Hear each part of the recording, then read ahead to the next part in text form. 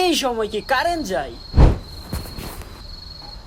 আমার একটা সময় ছিল যখন প্রত্যেকটা মানুষের ঘরে আলো তৈরির মেশিন ছিল। দাদু, তুমি কিসের কথা বলতেছো বুঝলাম না। ও তুই বুঝবি না রে কথা। সেই সময় মানুষ আলো জ্বালানোর জন্য একটি যন্ত্রের ব্যবহার করত। আলো তৈরির যন্ত্র? কাচের চিমনিযুক্ত কেরোসিন তেল দিয়ে তৈরি হতো আলো, যাকে বলা হতো হারিকেন। গ্রাম বাংলায় একসময় প্রতিটা ঘরে খুবই জনপ্রিয় একটা জিনিস ছিল এই হারিকেন। ঝড়ো হাওয়া এবং প্রতিকূল পরিবেশে আলো যেন কোনোভাবেই নিভে না যায়, এই জন্য মানুষজন ব্যবহার করত এই হারিকেন।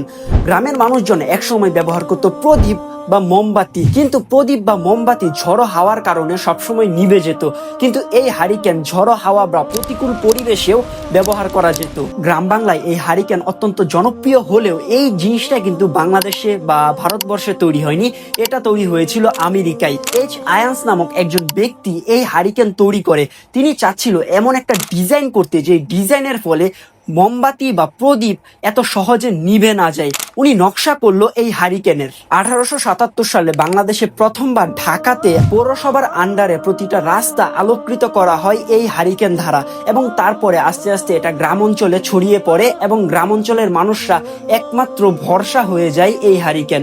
যখন শহরগুলোতে আস্তে আস্তে বৈদ্যুতিক লাইটগুলো আসা শুরু করে, তখন থেকে এই হারিকেন আস্তে আস্তে বিলুপ্ত হয়ে যাচ্ছে। বর্তমানে এই হারিকেন খুব একটা মানুষ ব্যবহার করে না, যা বর্তমানে বিলুপ্তির পথে। বাংলার সংস্কৃতির মধ্যে এটি একটি অন্যতম জিনিস ছিল।